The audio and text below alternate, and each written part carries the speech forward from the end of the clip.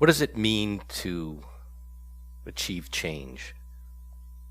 It's one thing to change one person's life, two people's lives, 10, 20, but to do something that is systemic, to actually change the course of the way things are going to be, that was my challenge.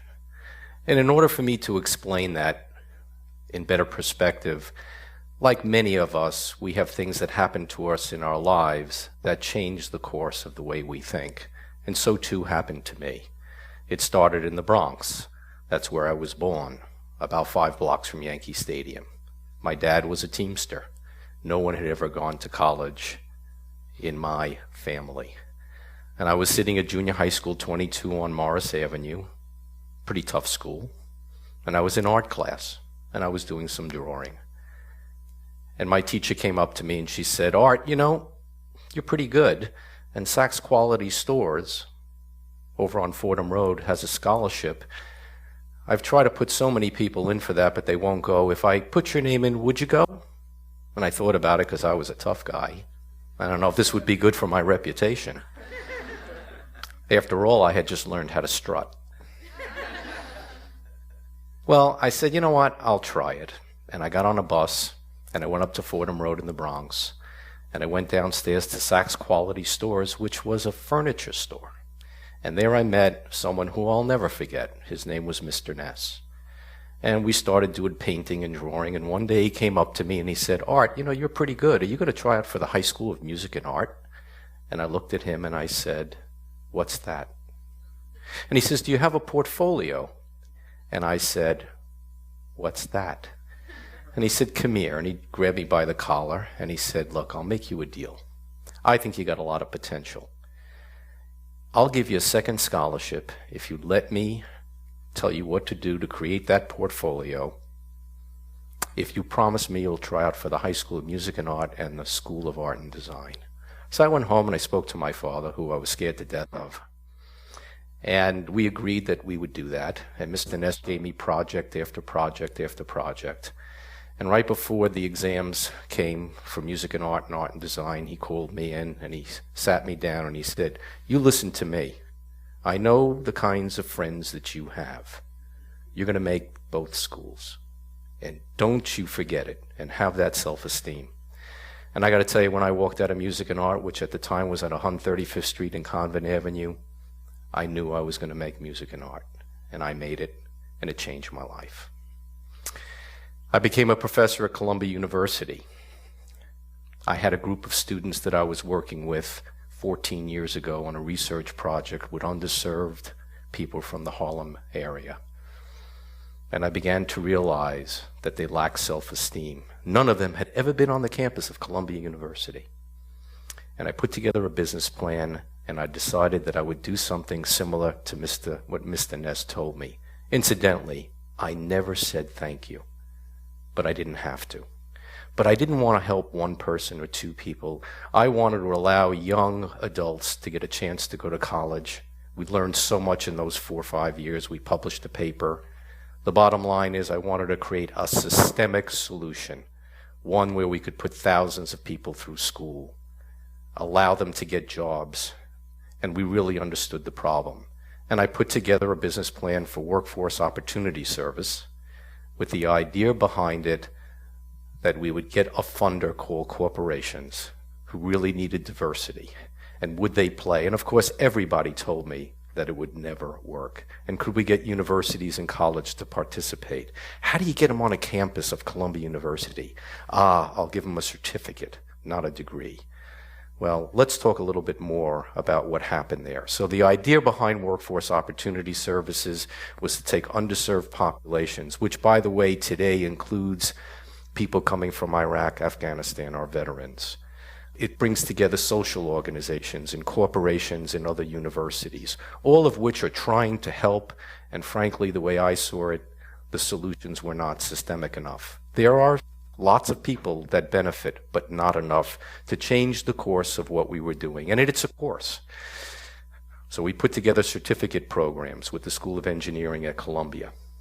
And we got Prudential, the first company to put money in, that were looking for young, diverse talent. And we brought people in by busloads from Newark and New York and other places. And today, all of those students are now working. But how do you get corporations to take the risk? They're very, very risk averse. How do you get them to integrate in the business truly?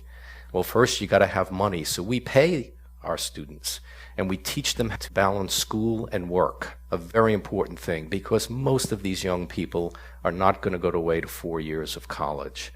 But let them get that degree. Incidentally, I spent 18 years at night getting my degrees, from my undergraduate to my MBA to my doctoral work.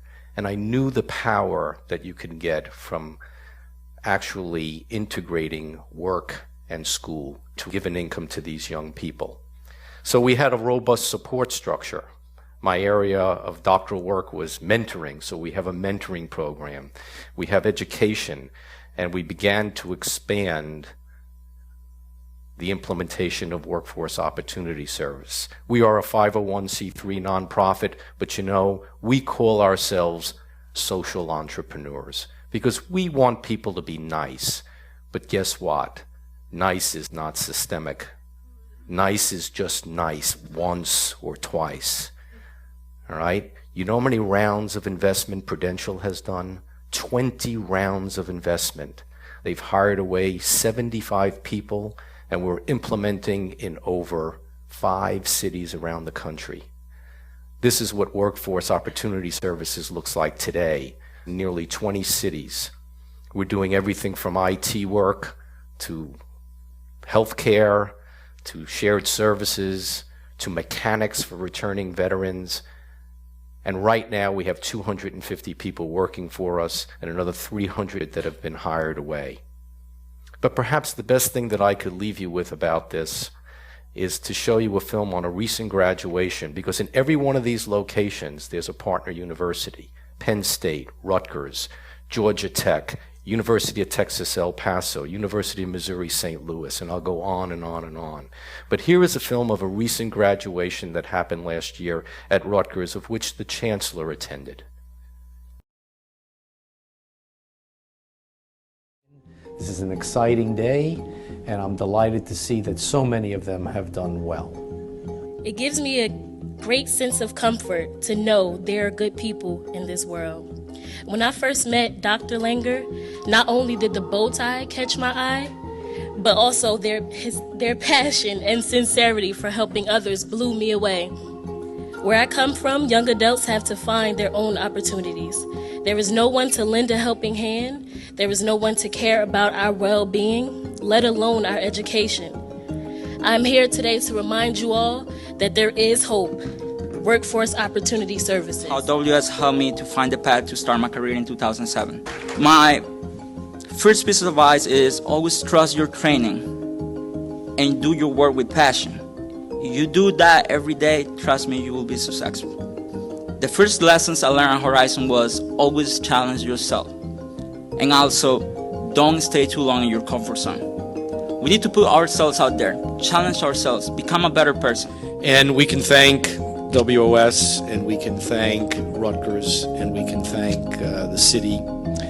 But at the end of the day, it was what you did. All right, not us, but what you did.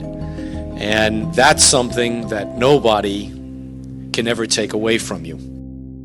Many of the community colleges and participating universities with Rutgers and Penn State are now awarding 30 credits for the certificate programs. We pay the tuition for our students to continue to go on and study while they're working for us, creating new jobs in the U.S., bringing back a lot of those lost jobs by people who can compete and also get their education at the same time. And we recently opened up in France, because if you can get the French, you can get anybody.